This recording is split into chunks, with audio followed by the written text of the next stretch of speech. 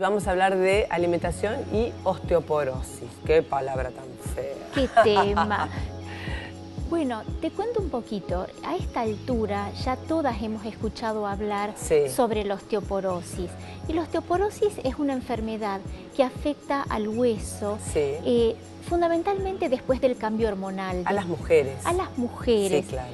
Digamos que el varón puede sufrir osteoporosis bajo ciertas condiciones médicas, metabólicas, pero fundamentalmente afecta a la mujer después del cambio hormonal.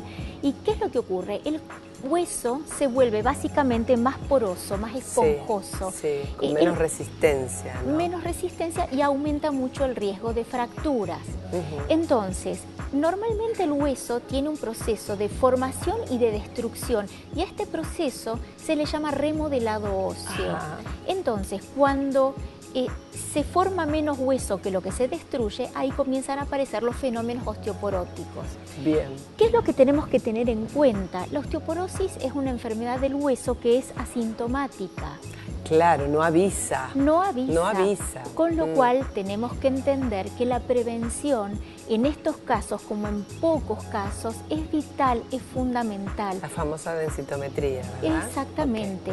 Ese es el método diagnóstico por excelencia. Vos sabés, Fabi, que yo trabajé durante muchos años haciendo densitometrías, diagnósticos, haciendo estudios de metabolismo óseo, con lo cual trabajar en nutrición, conociendo muchísimo sobre el metabolismo del hueso, me ayudó mucho a entender cómo era el proceso. Cómo era el proceso y cómo ensamblar las dietas para perder peso sin perder hueso. Perfecto. Trabajamos mucho en ese tema. Y hoy lo que le quería contar a las pacientes, a la audiencia en general, es cómo podemos trabajar en la prevención antes que aparezca, retrasar la aparición de la osteoporosis y cómo alimentarnos para evitar y para mantener los tratamientos una vez que la mujer ya tiene que tomar medicación antiosteoporótica. Ahí estamos viendo una placa con todos los alimentos que favorecen la no aparición de la osteoporosis, ¿verdad? Así es, Fabi, exactamente. El primer alimento, el más importante de todos, es el calcio. Sí, claro. Que es el elemento fundamental que le da solidez al hueso. El otro alimento que tenemos que tener presente es la vitamina C y la vitamina D. La vitamina D, ¿en qué nos sirve? Ayuda a absorber calcio. Pero ¿qué sucede? La vitamina D la consumimos con ciertos alimentos en forma inactiva, se activa en presencia del sol. Por eso habrás escuchado muchas veces que dicen, toma un poquito de sol. 15 minutitos de sol. Exactamente. Sin protección. 15 minutitos sin protección. ¿Qué parte del cuerpo? El rostro, antebrazos y las piernas son suficientes. Entonces, para las señoras que nos escuchan, pueden salir al balcón a regar las plantas, mientras hacen las compras, se arremangan un poquito los brazos, la carita al aire libre, el escote al aire libre, y esos 10 minutitos diarios ya los tenemos. ¿Cuánto calcio? Vos sabés que hubo mucha controversia en los estudios nutricionales cuánto calcio. La dosis recomendada es 1200 miligramos, 1,2 gramos.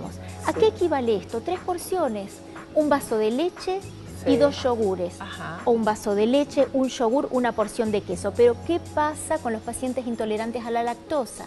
Esos pacientes pueden tomar lácteos deslactosados, que hoy en el mercado tenemos un montón. Pero que tienen calcio. Y que tienen calcio. ¿Y qué podemos hacer con los pacientes que no les gustan los lácteos? Que tenemos un montón, no tolero la leche, el queso, el yogur. Acá tenemos una. Lo reemplazamos por almendras, la espinaca tiene mucho calcio también, las sardinas, el salmón, el arenque, todos los alimentos, como vimos ahí, que tienen alto contenido de omega 3, porque ayudan muchísimo al mejor funcionamiento del hueso. Entonces, el aceite de oliva, las aceitunas, vuelta el salmón, la sardina, entonces tenemos alternativas. ¿Qué es importante con las verduras de hoja verde? Hervidas, porque tienen un alto contenido de oxalatos que disminuyen la absorción del calcio. Entonces, ¿qué pasa luego de todo esto? Una alimentación bien balanceada y con un buen aporte de calcio. Actividad física.